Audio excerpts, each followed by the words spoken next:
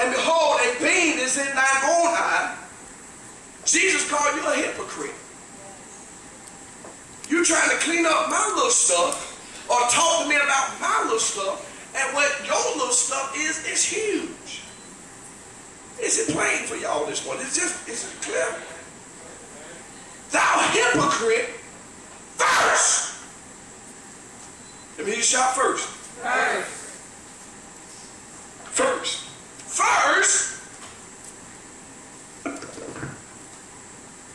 Cast out the beam out of thine own eye. Get yourself together.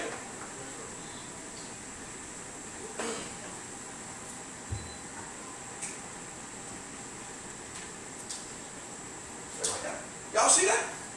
Clean up your own mess first. See, it's in the church, we rightly, there is just saints with judge. There's right things that we have to do in the church as far as correction. We can't just let folks just go do it whatever. There is correction. But before you can correct me, you need to make sure you are correct. So Jesus said, Jesus made clear, don't say nothing. You got to say something, but first, let me hear you shout first. Cast out the beam as he has done out of thine own eye. Get your house together first. Okay? And then shalt thou see clear. You can see me now. Being that you can see clear, now you can cast the mote, this little piece I got, now you can talk to me about my stuff because your house is clean. And I can see you now. But when you had the beam, only thing I saw, even though what you was telling me was true, I couldn't receive it because you had a beam in the way.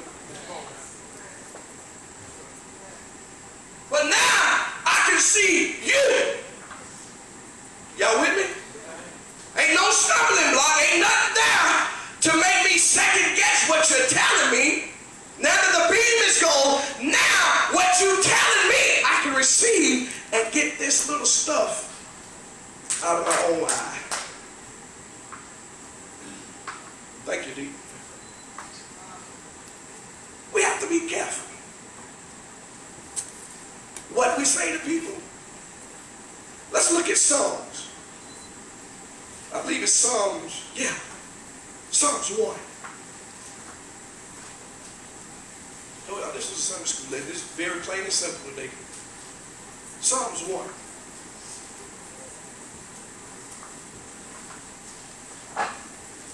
That's in the Old Testament.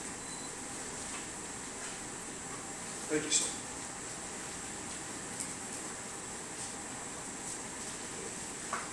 It ain't that the church, ain't that can't nobody tell you nothing. But when you telling somebody, you need to make sure your house is swept. Make sure you got it together. Make sure that there's nothing there that can cause the person to second guess what you're telling them.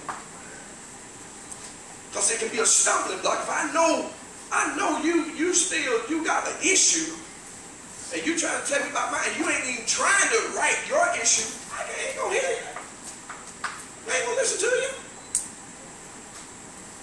Well, you trying to correct my problem, but you got the problem, your problem worse than mine. And when I look at you, I see I'm doing a little bit better. And that problem now, I know we listen to folks that we doing a little bit better than. Your marriage is going good. Somebody else come to tell you, girl, you know your marriage, and you know her and her don't even sleep in the same room. And you want to take advice. Oh, sister, you and your husband, first of all, y'all need to be sleeping together. You know, it's getting cold. Y'all at least should be sleeping. If you ain't doing that, at least should be sleeping in the same room. At least fooling everybody else. But I come over your house, come in your room, and you got your own room decorated. You trying to tell me how I should treat my husband? No! Or treat my wife. Blessed is the man that walketh not in the counsel of the ungodly. I ain't going to somebody I know that ain't saved for counseling. You gonna tell me? council, and the married couple ain't even saved. Walking not in the counsel. Walk not in what of the ungodly. Somebody that's ungodly. You're going to them for counsel. And they're ungodly. And you know they're ungodly.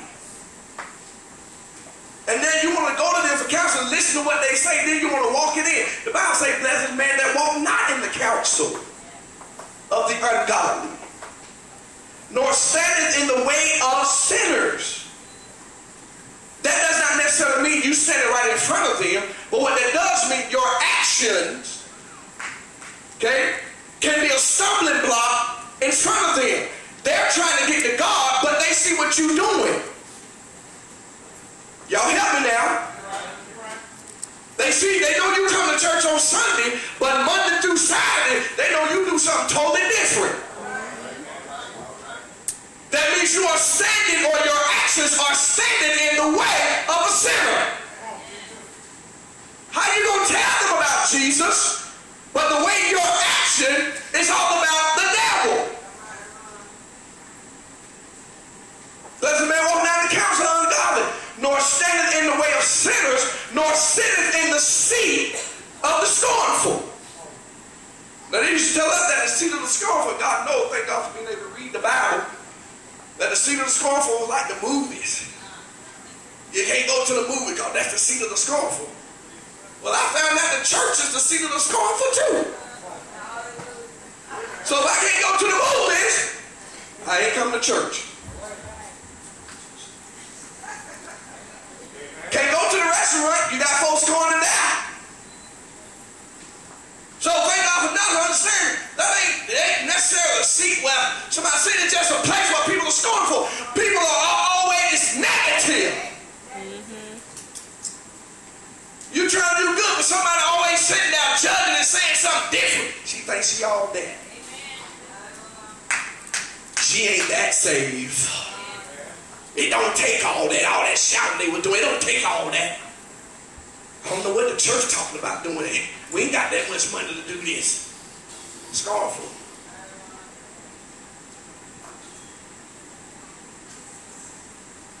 And in his law, well, verse 2, but his delight is in the law of the Lord, and in his law doeth he meditate or study day and night. He meditate or study or walk in the law. God's word, day and night. When you see him, you know he's doing something about God. You know he ain't coming from no mess. You know ain't no mess following him. And in front of some people call you, you know they never mess. You hadn't even answered the phone. I had to answer, but hey, man. Like, you know when you answer, you know it's going to be something crazy.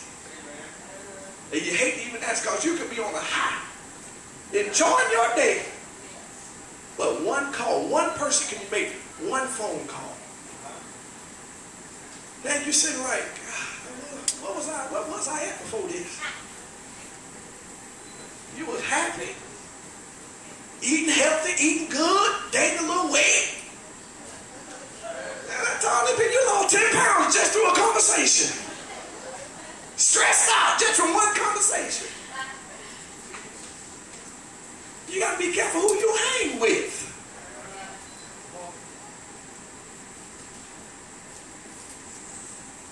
And he shall be, verse 3, like a tree planted by the rivers of water, that bringeth forth his fruit in his season. His leaf also shall not wither, and whatsoever he doeth shall prosper. Who? That man that walks not in the counsel.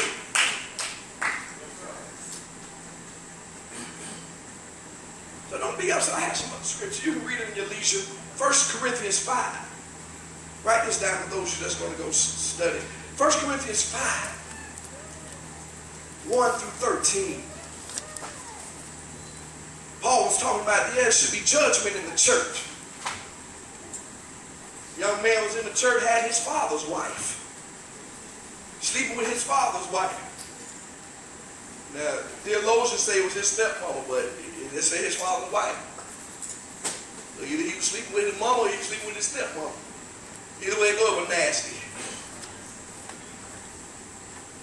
Okay? Paul said that person y'all knew was going on in the church, y'all sitting around celebrating. So you should have put him out. That's judgment. Put him out till he get himself together. Turn his flesh over to Satan, that his spirit may be saved. 1 Corinthians 6. That's right. Just keep on reading. You get right to 1 Corinthians 6, 1 and 2. Paul talks about judgment, saints. Matters that we have in the church, things that happen even outside. You ought to be able to come to the church. You ought to be able to come together and give a righteous judgment. I do want you to turn, let me be through 2 Corinthians 6. 17. Everybody got those scriptures I just gave out? Okay, that's 1 Corinthians 5, 1 through 13. 1 Corinthians 6, 1 and 2. And turn to 2 Corinthians 6. 2 Corinthians. This is what we got to do. 2 Corinthians 6 and 17. Don't be through. In 15 minutes. Be through 20 minutes.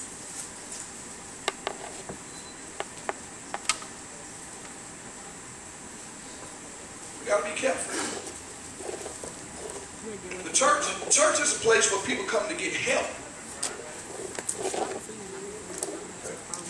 People come to get encouraged. People come to get uplifted. Come to hear a word from the Lord. Come to see each other, hug, love on each other until we see each other again.